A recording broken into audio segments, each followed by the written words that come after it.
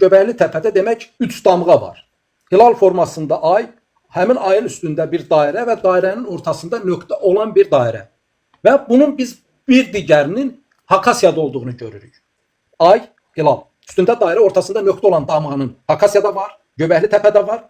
Və bu damğanın nə mənaya gəldiyini həmin arxeoloqlar və o həmin arxeoloji qazıntıların izahını verməyə çalışanlar bilmir. Biz Azərbaycan Novruz xonçasına baxdıqda bir səmən olduğunu görürük, yanında digər quru meyvələrin olduğunu görürük, rəhlənmiş yumurtanın olduğunu görürük və həmçinin bunun yanında Azərbaycan Novruz bayramında dəyişməyən digər əsas 3 atribut var. Nədir? Şəkərbura, qoğal və paxlava.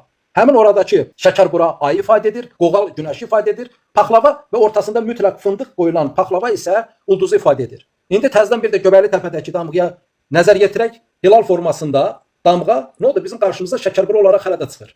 Və digəri dairədir. Həmin dairə bizim qarşımıza qoğal olaraq çıxır. Həmin dairənin ortasında nöqtə var. O da bizim eyni ilə fikir verin. Yalnız Azərbaycan paxlavası ortasında nöqtə olaraq çıxır. Bizim tarixçilər nə deyirdi? Biz deyir Novruz bayramını kimdən almışıq? Farslardan almışıq. Lakin farsların özündə şəkərbura varmı? Yox, yoxdur. Qoğal varmı? Yox, yoxdur.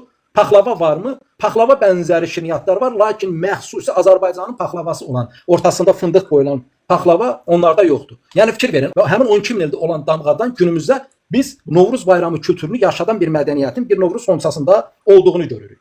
Və digər tərəfdən nə qeyd etdik? Demək ki, biz Şumerlərə baxdıqda burada İnnanna tanrıçasının olduğunu gördük. Yəni nənə adı ilə, yəni yeri təmsil edən bir tanrıçanın olduğunu görürük. Bəzi İnnanna heykəlləri demək əlində su qabı tutur və İnnanna təmsil edir. İndi fikir verin, əlində su qabı tutan İnnannanı gəlin oxuyaq. Su, nənə, səməni. Və eyni ilə həmçinin bizim daş nənələrin əlində su qabı olan daş nənələr var. Yəni özü də olduqca çox sayda. İndi Şumerlərin tarixi bizim eramızdan əvvəl 5-ci, 4-cü minillikdə başlayır.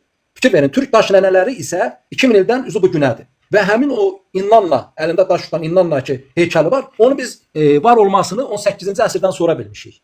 Yəni biz tarixi geriyə doğru rekonstruksiya edərək həmin simvolları müəyyənləşdirə bilmirik. Fikrim aydındır? Yəni türklər daş nənələri düzəldəndə artıq ortada bir Şumer kültürü mədəniyyəti yoxdur. Biz onu daha sonra 18-ci əsrdə yenidən müəyyənləşdirəcəyik ki, bəli belə bir Şumer kültürü var, orada İnnanna var, orada Tamuzi var. Lakin biz həmin daş nənələrin, bax həmin o Şumerlərdən üzü bu günə davam etdiyini görürük. Daş nənə əlində su tutur. Yəni səməni sözünün biz heykəl formasında, yazılı mətnlər hələ olmadığı dövrdə yazıldığını görürük. Və demək ki, biz Göbəkli Təpədə hilal, günəş ortasında nöqtə ilə ulduzu təmsil edən bir damğanın olduğunu görürük. Onun Şumerlərdə su qabı tutan İnnan olaraq, türklərdə isə su tutan daş nənə olaraq təmsil olunduğunu, davam etdiyini görürük. Həmçinin Novruz bayramında, Novruz xonçasında səməni, qoğal, şəkərbura, paxlava olaraq davam etdiyini görürük.